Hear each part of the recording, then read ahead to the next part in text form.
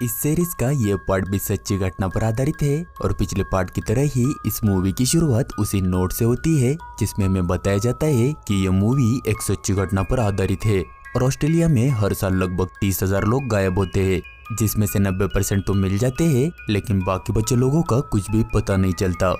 इसके बाद हम ऑस्ट्रेलिया के एक हाईवे को देखते हैं जहां दो पुलिस ऑफिसर गैरी और ब्रायन अपने हाईवे पेट्रोलियम की ड्यूटी पर थे।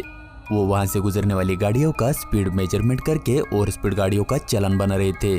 तब वहां एक ट्रक आता है जिसकी स्पीड चेक करने के बाद उन्हें पता चलता है कि यह ट्रक ओवर स्पीड नहीं है, इसलिए इसका चालान तो बन नहीं सकता था। लेकिन काफी देर से उन्हें कोई शिकार नहीं मिला था, इसलिए वो उसी ट्रक का पीछा करते हैं और उसे रोक लेते हैं। तभी हमें पता चलता है कि यह ट्रक माइक ट्रेलर का ही था। माइक ट्रक से बाहर आता है तब वो ऑफिसर्स उससे ओवर स्पीड के बारे में बात करते हैं, जिस पर माइक उन्हें बताता है कि उसकी स्पीड 100 से कम थी। तो वो दोनों माइक और उसके ट्रक का काफी मजाक उड़ाते हैं और उसकी एक न सुनकर उसका चालान बनाकर वहां से निकल जाते हैं।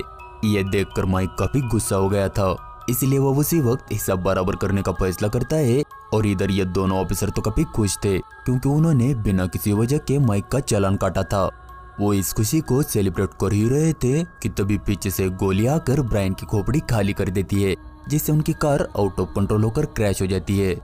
तब माइक एक पेट्रोल कैन लेकर वहां पहुंच जाता है और देखता है कि गाड़ी में सिर्फ एक ही ऑफिसर था, इसलिए वो आसपास देखता है तो उसे गैरी भी दिखता है जो वहां से भागने की कोशिश कर रहा था। तब माइक उसके पास जाकर उसकी टांग तोड़ देता है और घसीटकर उसे वापस उसकी कार के पास लाता है, जिसके बाद वो उसे उसी कार में बिठाकर कार पर पेट्रोल छिड़क देता है, जिससे गैरी अब उसका अंजाम समझ गया था, इसलिए वो माइक के सामने काफी गिड़गिड़ाता है। लेकिन माइक वो चालान उसी की जेब में रखकर कार के साथ साथ उसे भी जिंदा जला देता है। जिसके बाद सीन एक जर्मन कपल पर आता है जिसका नाम था कटारिया और रुडगर। वो दोनों ऑस्ट्रेलिया में जुगाड़ू ट्रैवलिंग यानी बैकपैकिंग कर रहे थे। वो दोनों अपने सफर के लिए लिफ्ट का इंतजार करते हुए आगे बढ़ रहे थे, तभी उन्हें एक ट्रक दिखता है जिसे किसी तरह वो रोक लेते हैं, लेकिन ये ट्रक माइक का ही था। वो कपल उसमें बैठने के लिए जा ही रहा था कि तभी पीछे से एक और ट्रक आता है, इसलिए माइक उन्हें छोड़कर वहां से निकल जाता है। माइक ने ऐसा इसलिए किया था ताकि वो अपने पीछे कोई भी सबूत या गवाह छोड़ता नहीं था। उस कपल को माइक की हरकत अजीब तो लगी थी, लेकिन वो उसे नजरअंदाज करके उस दूसरे ट्रक में बैठ जाते हैं और काफी देर के सफर के बाद किसी तरह होल क्रिप पहुंच जाते हैं। यहाँ वो दोनों काफी एंजॉय करते हैं, लेकिन थोड़ी ही देर बाद रात होने वाली थी, इसलिए वहां से आगे बढ़ते हैं। तब रास्ते में उन्हें एक कार दिखती है, इसलिए रुडगर उनसे लिफ्ट लेने की कोशिश करता है, लेकिन वो कार रुकती ही नहीं, इसलिए वो पैदल ही आगे बढ़ रहे थे। लेकिन अब अंधेरा भी होने वाला था, इसलिए वो दोनों वही रात गुजारने का फैसला करके अपना टेंट लगा देते हैं। लेकिन रात को माइक भी वहीं से गुजर रहा था। वो रुडगर और कटारिया के कैंप की लाइट देख लेता है और उनके पास चला जाता है। अब ट्रक की लाइट देखकर रुडगर और कटारिया भी घबरा गए थे। रुडगर टेंट से बाहर आता है तब माइक सीधा उसे बोलता है कि ये एक नेशनल पार्क है और यहाँ कैंप लगाना अलाउड नहीं है, उसके लिए उन्हें फाइन भी भरना पड़ सकता है। माइक उन्हें टाउन तक लिफ्ट ऑफर करता है, लेकिन रुडगर बोलता है कि वो अपनी रात यही बिताना चाहते हैं और वो यहाँ कोई भी इलीगल काम नहीं कर रहे।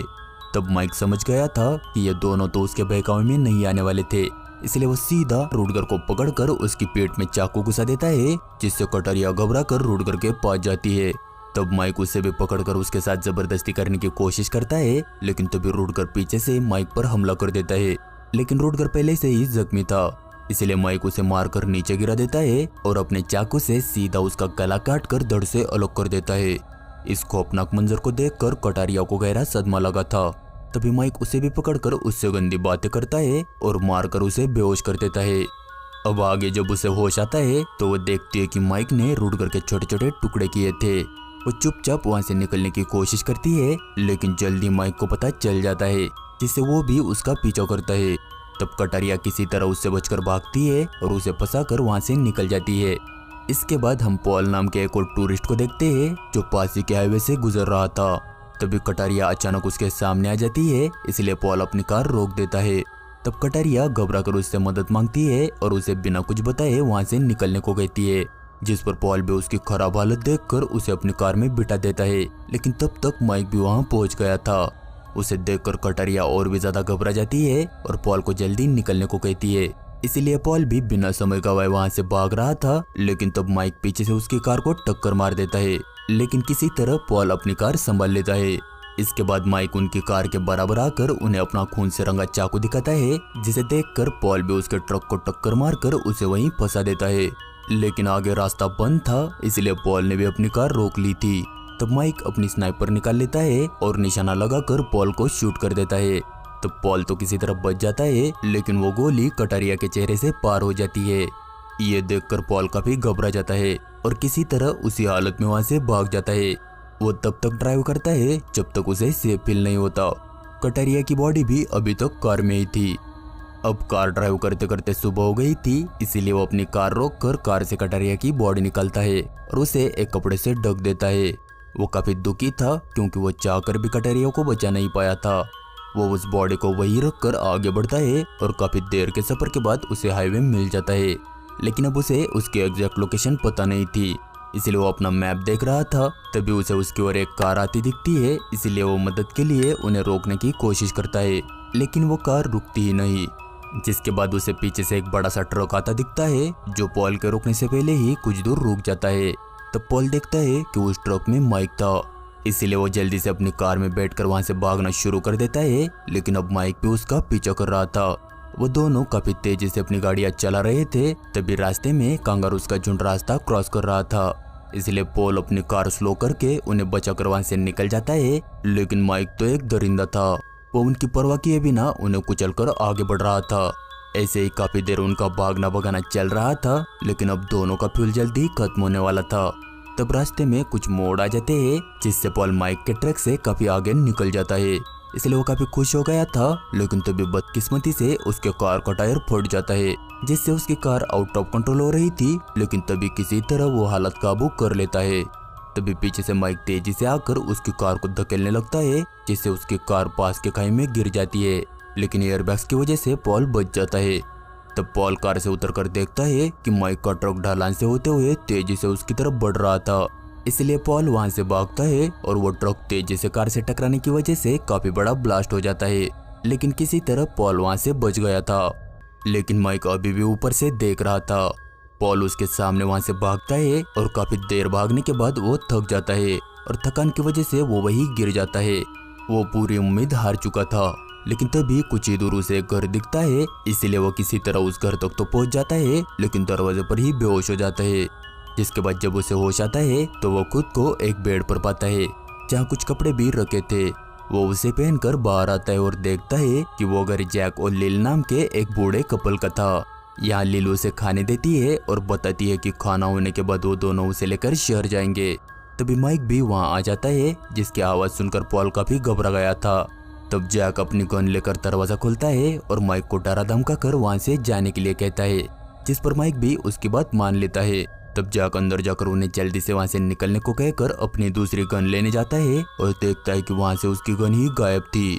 तभी पीछे से माइक सीधा उसे शूट कर देता है। ये देखकर लिल वहाँ से भाग रही थी, लेकिन माइक उसे भी उड़ा देता है। तब तक पॉल छिपते छिपाते पीछे के दरवाजे से भाग रहा था, लेकिन माइक उसे भी देख लेता है और वहाँ बंदे घोड़े पर बैठकर उसका पीछा करने लगता है। तब पॉल झाड़ियों का सहारा लेकर छिप गया था, लेकिन माइक ने उसकी आवाज सुन ली थी, इसलिए वो उसे पकड़कर मार मार कर बेहोश कर देता है। जिसके बाद जब उसकी आंखें खुलती है तो वो देखता है कि वो किसी चेयर से बंधा पड़ा है और उसके आसपास कई सारे हथियार रखे थे। ये देखकर पॉल काफी घबरा गया था। तब माइक वहाँ आकर उसे आउटबैक का पहला रूल बताता है और बोलता है कि किसी अनजान के लिए कभी भी कार नहीं रोकना चाहिए। यह सुनकर पॉल समझ गया था कि माइक एक हैवान होने के साथ साथ सनकी भी है, इसलिए वो जान बचाने की कोशिश में उसे अजीब अजीब जोक सुनाने लगता है, जिसे सुनकर माइक भी इम्प्रेस हो गया था। इसलिए वो उसे एक ड्रिंक ऑफर करता है। जिसके बाद ड्रिंक करते हुए माइक बोलता है कि वो उसे हिस्ट्री के 10 क्वेश्चन पूछेगा, जिसमें से उसने 5 के भी सही जवाब दिए तो वो उसे जाने देगा। यह सुनकर पॉल काफी खुश हो गया था, क्योंकि वह हिस्ट्री का ही स्टूडेंट था। अब माइक एक ग्राइंडर लाकर इस गेम का ट्विस्ट बताता है कि उसके हर गलत जवाब पर उसकी एक उंगली काट दी जाएगी। इस कंडीशन के साथ ये गेम शुरू हो जाता है, जिसमें पॉल पहले सवाल का जवाब तो बिल्कुल सही देता है, लेकिन फिर भी माइक उसकी एक उंगली काट देता है, जिससे पॉल दर्द से काफी रो रहा था। लेकिन माइक उसे अगला सवाल करता है कि ऑस्ट्रेलिया का बेस्ट क्रिकेटर कौन है, लेकिन पॉल जानबूझकर माइक के सवाल का जवाब नहीं देता, क्योंकि उसे उसका दूसरा हाथ भी खुलवाना था। तब माइक उसकी दूसरी उंगली काट रहा था, तब पॉल बोलता है कि इस बार उसके दूसरे हाथ की उंगली काटो। जिस पर माइक भी उसकी बात मानकर उसका दूसरा हाथ खोल देता है और उसकी दूसरी उंगली भी काट देता है। जिसके बाद माइक ड्रिंक लाने अंदर जाता है और उसी मौके का फायदा उठाकर पॉल वहां पड़ा हथौड़ा लेकर अपने पास रख लेता है। माइक के पास आते ही वो उसे हथौड़े से मारकर उसे घायल कर देता है, जिसके बाद वो भागकर वहां के एक सुरंग में जाता है। लेकिन उससे बाहर निकलने का रास्ता पॉल को मिल ही नहीं रहा था, क्योंकि वो सुरंग एक भूल-भुलैया जैसी थी। उसमें पॉल को काफी लाशें दिखती है जो उन्हीं टूरिस्टों की थी जिन्हें माइक ने टॉर्चर करके मार दिया था। वहीं अचानक एक लड़की पॉल का हाथ पकड़ लेती है और उससे मदद मांगती है, जिससे पॉल और भी ज्यादा घबरा कर वहां से भाग जाता है और भागते भागते उसे बाहर जाने का रास्ता मिल जाता है। लेकिन तभी माइक ने अपने कुत्ते उसके पीछे लगा दिए थे, जिसमें से एक तो खुद ही वहां के ट्रैप में फंसकर मारा जाता है, जिससे पॉल को ये पता चलता है कि वहां काफी सारे ट्रैप्स लगे हैं। तभी पीछे से उसे माइक के आने की आहट होती है, इसलिए वो वही छिप जाता है और माइक के पास आते ही वो उसे एक ट्रैप में ढकेल देता है। लेकिन बदकिस्मती से वो माइक नहीं बल्कि वही लड़की थी जिसने उससे मदद मांगी थी।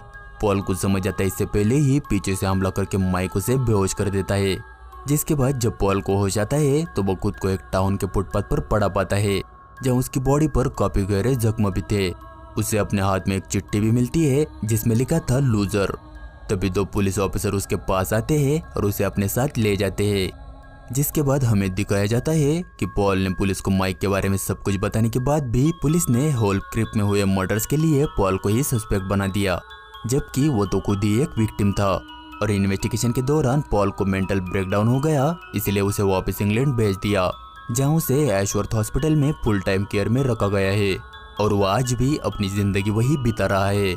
और इसी के साथ ये मूवी खत्म हो जाती है।